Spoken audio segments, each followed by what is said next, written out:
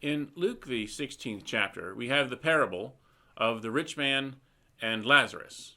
It is a study in contrasts, and the contrasts are what bring out the point of what Jesus is trying to say. Now, you might hear the rich man referred to as Dives, as if it were his name. It's not exactly his name. It's just the word for rich man in Latin, and it sort of got attached to him as his possible name. So, the rich man is talked about in glowing terms about just exactly how rich he was. So it doesn't just tell us that he was rich, it also says he dressed in purple and in fine linen. As if purple wasn't enough, he had to add fine linen to it. I mean, purple was already the dress of royalty, and then linen, of course, the finest that they could get their hands on. So he has both. And then he feasted sumptuously every day. Now, I feast sumptuously on Thanksgiving and Christmas and maybe the 4th of July at a barbecue, but I don't feast sumptuously every day. I don't know anyone who does. And to feast is one thing, and then to do it sumptuously, it's supposed to take it big and then bigger. And then every day is just to make it unbelievable to Jesus' audience of that day. And yet, I suppose they had these imaginations of what it must be like to be rich. And so they already kind of have a negative attitude about this rich man when they hear how rich he is and how well he dresses and gets to eat like this all the time. That would just already have set him apart from their daily experience. Kind of give him that negative tilt. And then they tell us about poor Lazarus, who is at the rich man's gate. So the rich man lives in a gated community. Well, that happened back then, and it happens today. It's designed to separate the rich from the poor.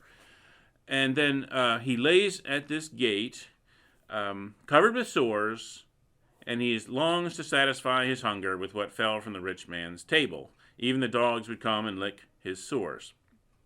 So we know that he's laid at the rich man's gate, which means that he's probably lame, unable to get there by himself, or maybe blind or something, and unable to find his way. But somehow, this guy, he's not, just doesn't feel like working.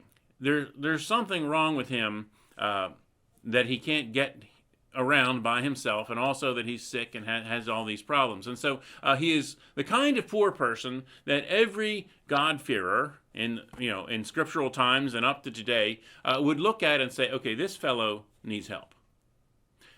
But he didn't get it, at least not very much, from the rich man. Now, probably the rich man passed him back and forth quite a few times during his days, and probably a little bit came to Lazarus, when they were getting rid of, the sumptuous feast. There's always a little bit left over. Maybe it came to Lazarus. Otherwise, he wouldn't have kept showing up at the same place every day. I mean, if you're a beggar and you're not getting anything, you try a different spot. So he got enough to survive, but never did the rich man really pay any attention to him.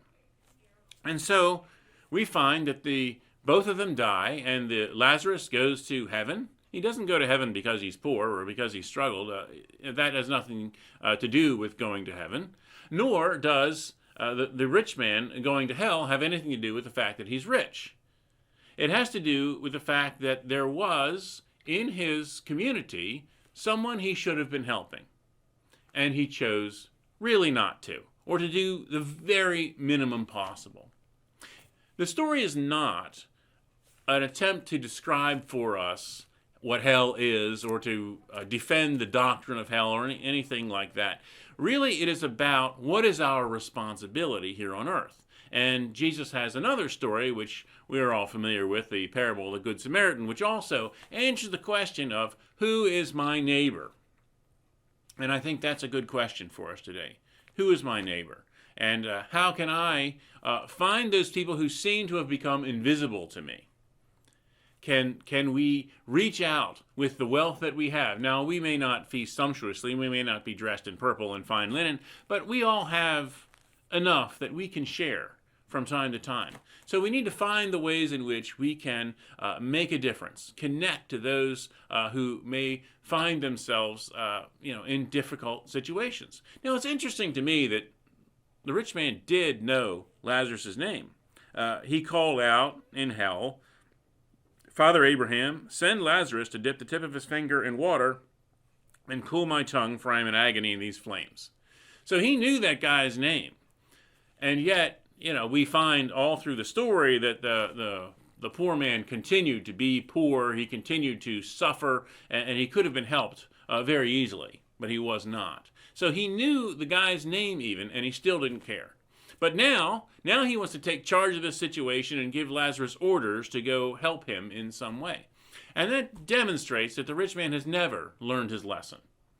And so we may be given many opportunities through our lives to learn the lesson of compassion for others and of sharing of our wealth. So think about that this week as we go through the study of Luke, that there are times when we have people who might be outside of our circle, but yet we can connect to them. And who is my neighbor? It's anyone we come across in a day that we might be able to make a connection to in the name of Jesus Christ.